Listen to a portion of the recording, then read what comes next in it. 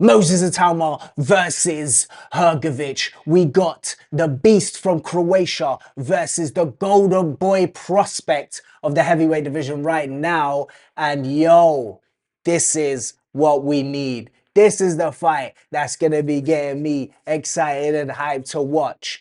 This fight is confirmed. They had the press conference and it's official. And yo, we've been hearing it from Hergovic for a while now, saying it was in his contract. This fight should happen. I don't mind it happening. He seems confident to fight someone like Moses Itauma, and he will not duck him, like he says. It's happening. I can't actually believe it. It's crazy. But let's just break it down a bit. We got Moses Itauma. This guy has had such an upward trajectory in the heavyweight division. His reputation has just been going sky high. His fights have been not lasting long, and he's been getting a knockout reel. So that's just been boosting his credibility, his reputation, and everything. People are scared to fight him. They've been looking for fighters, proper worthy contenders. They can't find it. And it's all because of what he's been doing and his reputation. He is still a prospect, so there's a huge risk in taking a fight with someone like him because you won't get paid well. You know, it's risk with no reward. But at the same time, he is a guy that's been building his reputation high from the beginning.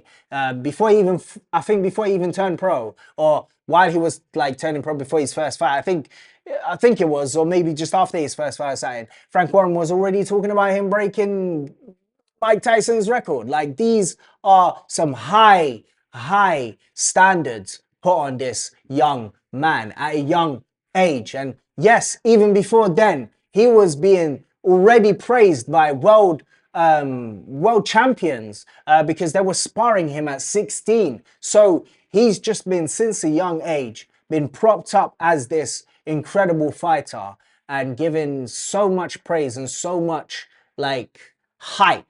Yeah, let's not say he's a hype job, but he has been getting the hype from day dot. And that makes his trajectory go up so easily. And I think with saying all of that, and we're talking about, you know, the uprising of Moses Itauma, when you look at Hergovic, that's where I think he gets that anger from and why he wants to fight Moses Itauma, because he never had that trajectory, even though he has as much reputation as you can give Moses Itauma. This guy was amateur royalty. This guy was elite amateur. He was an elite amateur and he had Olympic pedigree. He was on the pedestal in the Olympics. He was the highest of the highest pecking order in the amateur scene. He also beat people like Joe Joyce, who's also he's got Olympic pedigree as well. These are the time, like, he was the top of the top in the amateurs, and he came into the pros with that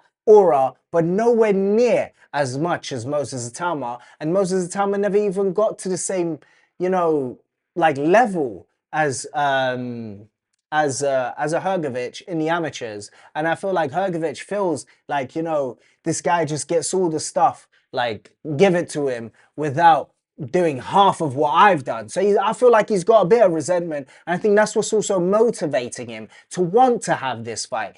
Bear in mind, this fight, as he said, was already put in his contract. Clearly, Frank Warren had that, you know, idea of trying to do what's in the best interest of his fighter, Moses Itauma, and bringing in someone like a Hergovic will be a fantastic person to test him with. But before that, like, I think also in Hergovic's mind, just seeing this young prospect, you know, come in and get everything he wants and having all the hype and everyone loves him and everyone thinks that he can beat everyone and can be a world champion before you know it, when Hergovic, you know, has done all he's done and he hasn't got anywhere, you know, like. But at the same time, you can argue there's a reason to that. He has stagnated in some of his fights, and there's not a lot of hype around his name because of some of the issues that he's had, you know? And I don't know, there's a lot of up and downs with Hergovic, so you can't expect him to be on the same level as a Moses Itauma when Moses Itauma just keeps going up and up and up and up and up. When you had stop and start in certain parts in your career. But I think he's talking more about the early parts when he was the same age as Moses Itauma. He should have been in that type of, echelon that Moses Itauma finds himself at. At what? I think he's 20, 21, Moses Itauma. And we're considering after this fight, 100% go for a title charge. I don't think they were thinking of that. Well, Hergovic wasn't even pro then, I don't think. He was still in the amateurs. He got into the pros like later on in his 20s. So, it just doesn't compute, I guess, to Hergovic's way of thinking. This guy is not even a man yet, type of thing. Or this guy hasn't even feel, a real fight. So he just probably feels like this guy is nothing. He hasn't gone through what I've gone through. He's not ready for me. And with that type of mindset, I think it makes for a perfect matchup. And I think it will be the right type of fight for Itauma. I'm not going to do a prediction on this video. This is just to talk about how it's official and it's on its way. I feel like I'm still leaning towards Moses Itauma at the current situation right now, but with Hergovic, I would say he's not an easy contender, and this is the right type of fight for Moses Itauma because he's going to be having someone there that ain't moving. We have to give Hergovic his plaudits. Very technically gifted. He knows how to box. He knows how the ring generalship works, and he's good on his feet. Unfortunately, the fighters that Moses Itauma has been fighting against, when you look at the technique, they couldn't really touch Moses Itauma because half of the time they couldn't even get their feet in check properly. And the speed then just rendered them useless. Honestly, like with the speed of Moses Itauma, when you don't have that technical ability and that timing perfect, you can't do anything with someone, even if they're not that technically good. If they're faster than you, half of the time in boxing, it's already over, You need to have like that experience in proper boxing, level-headed, your footwork, your hands where they need to be. You've got the fundamentals properly. And when I mean properly, I'm talking about things you don't just pick up like that, like you pick up from either doing this religiously or you naturally having an amazing talent for boxing, or you've done this from a really young age. Those are the type of fundamentals that you get that can really handle someone like a Moses Itauma. And that's what Hergovic has and what his previous fighters lack. They don't have that technical ability to naturally be able to assess a situation. Okay, the guy's faster than me, but let me work on my timing and keep my feet where they need to be. And, look what I need to do and have that mindset, like that boxing intelligence when you're in the ring, how to adjust, And that's why everyone was getting knocked out against Moses Itauma. Before we can even see Moses Itauma's quality, technical abilities, and, his punch selection, his speed blitzes people out too fast. And obviously his power is a given. His power is there. But mixed with speed in a heavyweight division, everyone has the power to knock someone out in a heavyweight division. But you know what makes it even more easier to knock someone out?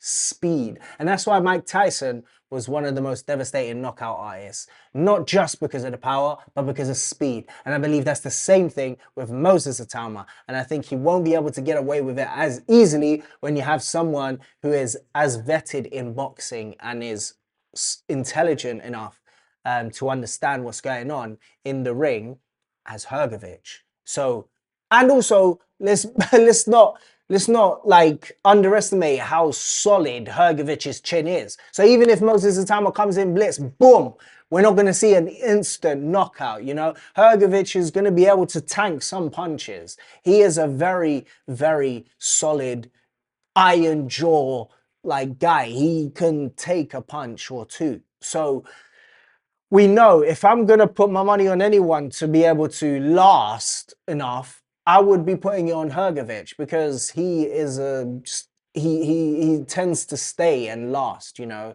and doesn't just fall from the first punch. He's taken bombs from Daniel Dubois, and he was stopped on his feet. Let's not forget that. He didn't get dropped by Daniel Dubois, and Daniel Dubois is one of the most powerful punchers in the heavyweight division, and that's a fact. So against Moses Itauma, I wouldn't expect Moses Itauma to just go in there and blitz and find it easy to knock him out. And that's where I find this interesting, because he's not going to have it all his own way. And there's going to be some resistance. And there's going to be someone that's possibly either technically as good as him or technically superior. And I'll be going with the latter. I think Hergovic is possibly more technically superior than Moses Itauma through the years that he's been boxing and that amateur pedigree that he has over Moses Itauma. Just the years, he's just got so much more in that brain than Moses Itauma has, you know. So that's what I believe. And yeah, I think he'll be taking it late, and I think Moses Itauma might dip because he's trying his best. He's trying things and they're not working. He's going to have to try a lot of other things, and there's going to be punches coming back at him. And now I believe with Hergovic's technical ability and his timing's going to be there, hopefully, he'll be able to actually hit Moses Itauma. And now we get to see how Moses Itauma takes punches. That's what's so interesting about this fight. This is a proper real one. We're saying, you know, we were saying Dillian Whyte would be, you know, interesting fight to see some actual pushback on Moses Itauma. That wasn't correct. Franklin, because we've seen what Franklin did with AJ and a better Dillian Whyte, we thought, okay, maybe he might bring some resistance to Moses Itauma. Didn't work. And every other person that went in the ring with Moses Itauma, it just didn't work at all.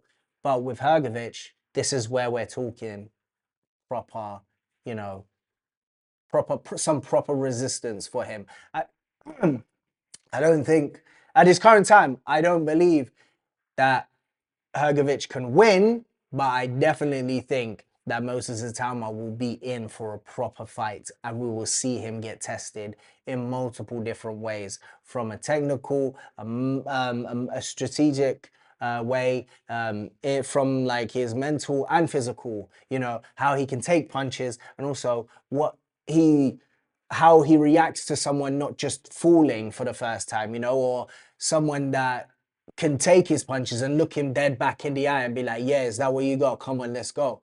Because everyone else has just not been able to handle it, you know. So this is why this fight's so interesting. And I had a lot to say and I've been mumbling a bit too much, but I'm really hyped, and this fight is hyped.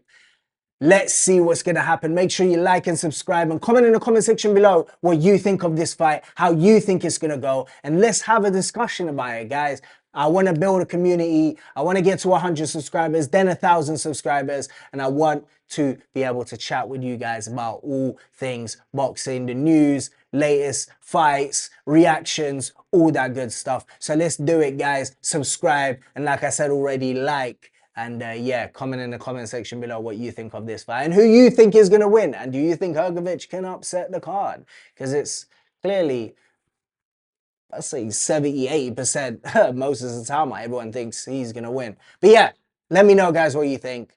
And I'll see you in the next video.